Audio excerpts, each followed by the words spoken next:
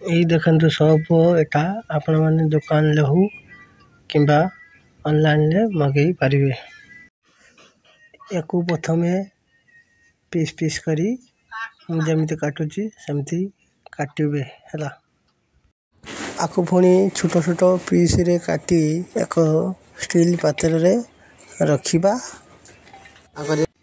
रखिला परे एक पात्र रे पानी नेबे चुली किंबा गैस रे ताकू गरम करिवे।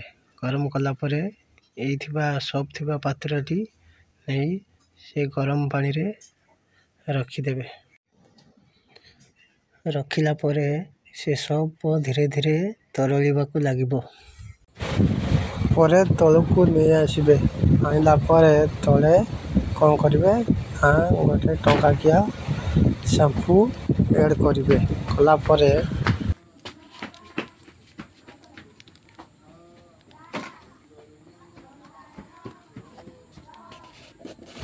तापरे हमें एबे नबा हळदी हळदी ऐड करिबा।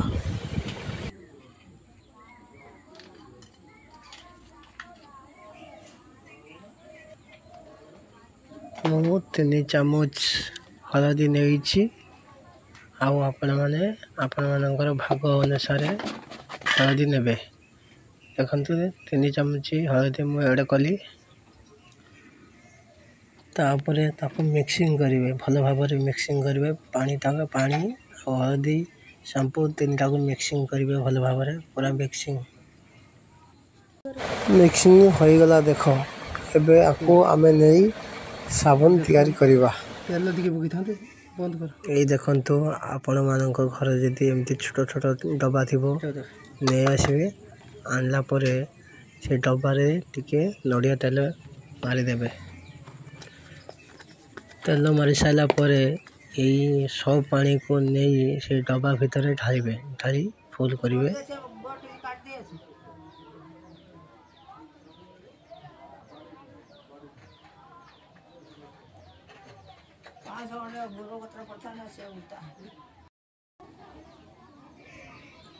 ढालिला परे ताको कोन करिवे ना हवा रे एमती रखि देबे। देखो तो म रखिछि सेमती छाड़ देबे आधा घंटा।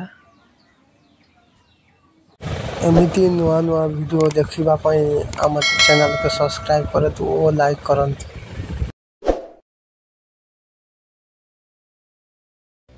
एबे आमे देखिबा साबुन रे अवस्था केमिति हेछि। तो हाथ रहलिलो हां देखंतु कते सुंदर भी हेछि भी कलरिंग हेछि भी देखंतु।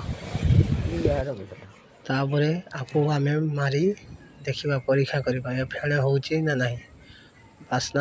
एई देखंतु साबुन आछंतु आमे देखिबा हाथ देखि ए पानी देखंतु।